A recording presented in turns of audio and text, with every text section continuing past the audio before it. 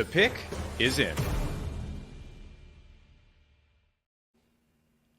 The Indianapolis Colts have made a selection in the 2024 NFL Draft. Alongside Locked On College Football host Spencer McLaughlin, I'm Tanisha Batiste, and we are joined by Zach Hicks of Locked On Colts to break down the Colts selecting A.D. Mitchell with the number 52 pick. So, Zach, A.D. Mitchell was expected to be a part of that second run of receivers in this draft, but did you expect him to be there at 52 for the Colts? I think partially expected him to be there. I mean, we did get a lot of, the pre-draft rumors about, I don't want to say character concerns because it feels very disingenuous to call diabetes character concerns and how you deal with type 1 diabetes as character concerns. But it was something that teams had flagged in the pre-draft process. It was something where the way that he was handling it or so forth in the report did have teams a little bit concerned about how he's going to handle it at the next level. But, look, this is a talented player. When you get to pick 52, you get to middle of the second round like the Colts were at, especially after a trade down. I mean, the athletic profile, the flashes he showed on film, the moments he had in college. I mean, he caught the game-winning touchdown against Ohio State back in 2022. It's easy to sell yourself on that pick there at pick 52, again, in the middle of the second round. So, yeah, maybe it's a bit shocking that he fell that far because the talent was just so great, especially with the athletic profile. But it's not as shocking when we heard a lot of those things in the pre-draft cycle. But this is definitely a swing for the fences. It can be a guy who, can be one of the best receivers in football one day with that athletic profile he has, with the flashes that he had in college. So if you're the Colts, I mean, getting this type of talent at 52, you have to be, cautiously optimistic, but optimistic for sure.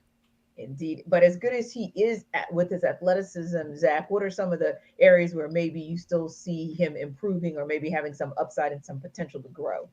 Yeah, it's fascinating. For a younger player, obviously, a younger player, you got to hope that he can grow into some things. And I think when you're watching the film, you see the fluidity and the way that he moves, and it's great. It's top tier, but the timing is not always there on his routes. He's not hitting his landmarks like he needs to. He's not getting where he has to be, and you saw his yards after catch suffer because of that. A lot of his catches were away from his frame and had to be difficult catches, and partially that's because of the quarterback, but another part of that is he's not hitting the right landmark that he has to hit. He's not getting to the spot that he needs to in the right time. So for all his fluidity and all of his upside, he needs to be more precise as a player.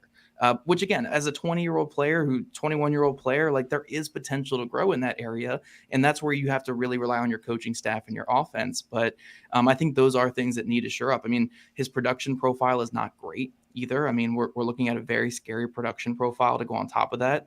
Part of that is due to the transfer to Texas, but these are legit concerns. But if you're swinging for upside, again, the way that he flashes on film, the way that he moves on film, you have to take that swing and just say, all right, coaches, here you go. Here, it's kind of like the Anthony Richardson pick last year, where it's like, look, here's this ball of clay that can be whatever you want it to be. Just do your thing. And that's kind of what this is with A.D. Mitchell.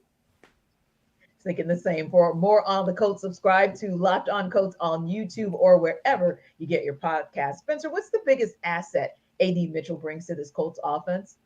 I think it's his vertical threat. You match that with Anthony Richardson's arm, that's a match made in heaven. You think Texas receivers, and Xavier Worthy comes to mind. He got Patrick Mahomes. Well, I don't exactly hate this fit either. I think that one in Kansas City is really good, but I think this one could be great as well. And Worthy's got the super fast 40 time, but let's not pretend that A.D. Mitchell is out there looking like he's jogging next to all the receivers in this NFL draft. He certainly is not. So I like A.D. Mitchell, contested catches. I think he's got the whole route tree at his disposal, and someone who can just be a solid all-around receiver, but really that deep threat. I think you look at what the Colts have lacked at times over the years, and they haven't always had the guy. T.Y. Hilton was a big-time deep threat, but since then, yeah, you've had Michael Pittman, but do you have that speedster, that guy that takes the top off the defense? I think A.D. Mitchell can be that guy for Indianapolis.